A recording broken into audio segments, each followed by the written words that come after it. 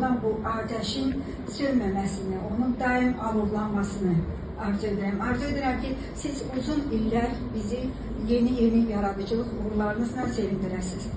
İndi isə mən sizin alqışlarınızla hörmətli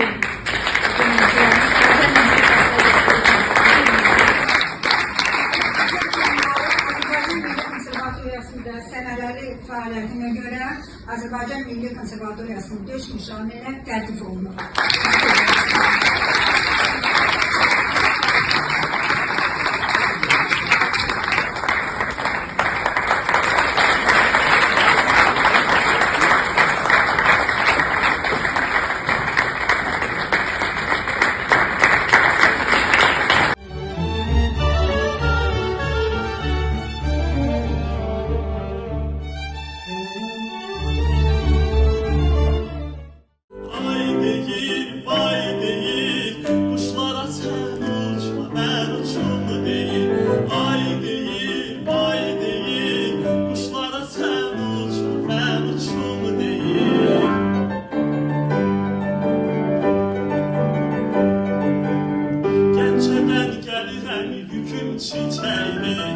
Gəncənin gülləri ləçək-ləçəkdi, Gəncədən gəlirəm yüküm çiçəkdi, Gəncənin yolları gözəldi, Gəncədə bir qız var adı çiçəkdi, Günəşə sən bax, mən baxım deyil, Gəncədə bir qız var adı çiçəkdi, Günəşə sən bax, mən baxım deyil, ay deyil, vay deyil, Günəşə sən baxma, mən baxım deyil, ay deyil, vay deyil, Günəşə sən baxma, mən baxım deyil.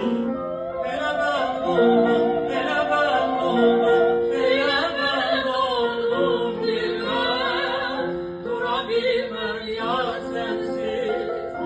Elə mən oldum, elə mən oldum, elə mən oldum dilbər, dura bilməm yar.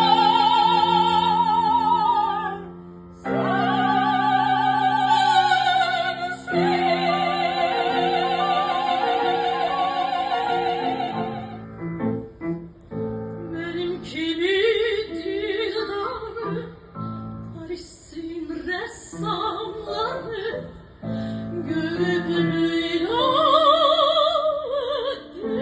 dediler.